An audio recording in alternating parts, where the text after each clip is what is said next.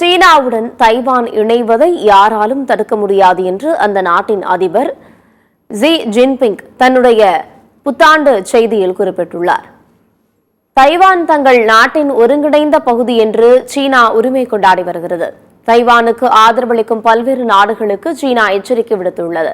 சீனாவிலிருந்து 1949 உள்நாட்டுப் போருக்கு மத்தியில் தைவான் பிரிந்தது. ஆனாலும் சீனா தனது ராணுவ பலத்தின் மூலம் தைவானை அடைய தொடர்ந்து அச்சுறுத்தி வருகிறது.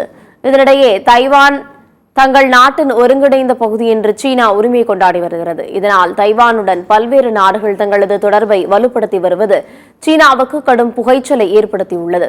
அதன்படி தைவானுடன் இணக்கமாக செயல்பட்டு வரும் அமெரிக்கா, இந்தியா உள்ளிட்ட நாடுகளுக்கு சீனா எச்சரிக்கை விடுத்துள்ளது. இந்நிலையில் சீன தொலைக்காட்சியில் அந்நாட்டு அதிபர் ஷி ஜின்பிங் புத்தாண்டு செய்தி வெளியிட்டுள்ளார்.